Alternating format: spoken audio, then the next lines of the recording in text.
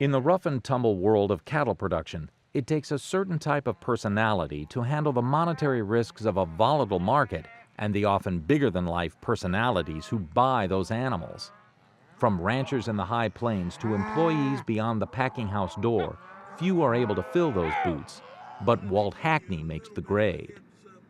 Hackney has spent countless miles on the open road over the past 6 decades, traveling from auction barn to weighing shed, buying millions of cattle from New York to California. He remains one of the few who will purchase feeders for placement, negotiate futures contracts, and sell cattle directly to packers. I'd like to think that there are others that are as deeply interested in protecting your client base as what I am. And I believe that there are out there doing it. It helps stabilize your market.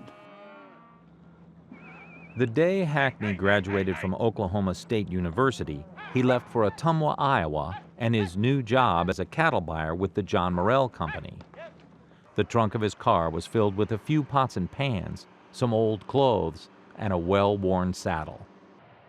I had visions of standing on the lower boards of a corral, looking out over a herd of finished cattle, ready for a packer to buy them. Well, it just goes to show you how wrong you can be.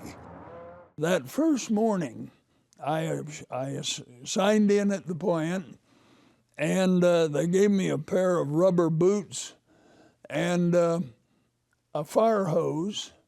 And they said your first job will be to go out and wash the manure out of the pens, and you keep washing them until you get ready to go home tonight.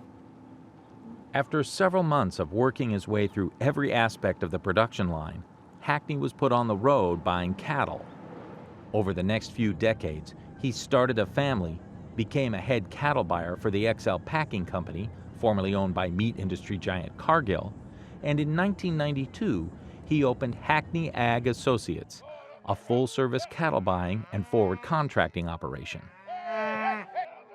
High in the Rocky Mountains, ranchers near the town of Colburn, Colorado, were having trouble making a profit on their cattle. The Colburn ranching community pushed Mike Ralston to the front of the pack to ask Hackney, who was buying cattle for National Farmer Feeders at the time, to purchase cattle from a pool of 25 producers. Actually, I wasn't real sure when I first met him.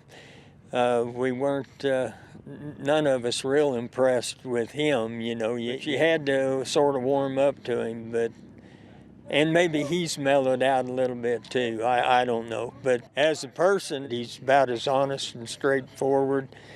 He gets along with everybody, which is important. What you see is what you get. Today, cattlemen in the Colburn pool continue to feel like they're being treated fairly by the veteran buyer. Longtime friend Ed Warner clears the cattle through his Albia, Iowa-based Central States Cattle Company. We've become to know Walt as a very honorable, very honest guy, and very big-hearted, and he is fair with everybody that he deals with. If there's any mistakes or any problems, Walt's probably going to be the one to take the bump. Farther down the buying chain are producers like Bob Frist of Hubbard, Iowa. On a foggy fall morning, he's taking delivery of 480 head of cattle from the Rangeford, Montana pool. A few years ago, Frist sought out Hackney because he wanted the best cattle available. It don't cost you any more to feed the good ones than it does the bad ones. Ever since Walt and I have gotten together, he's always did the best he could ever do for me. Not only for the producer out there, he gets the money for the producer, but he also makes us feel like we're getting a good buy on the cattle on this end. When the cattle are ready in the high country, Hackney will be back in the saddle putting more miles on his car. His rounds will ultimately take him to Colburn, where he can look over the pool and sign a few checks. Our industry is one of a few that you actually grow about as much in the hard times as you do in the good times. Hard times, you're forced to really wear out a number 2 lead pencil making it work. And so the hard times and the good times thrown together, I wouldn't want to change a thing. For Market to Market, I'm David Miller.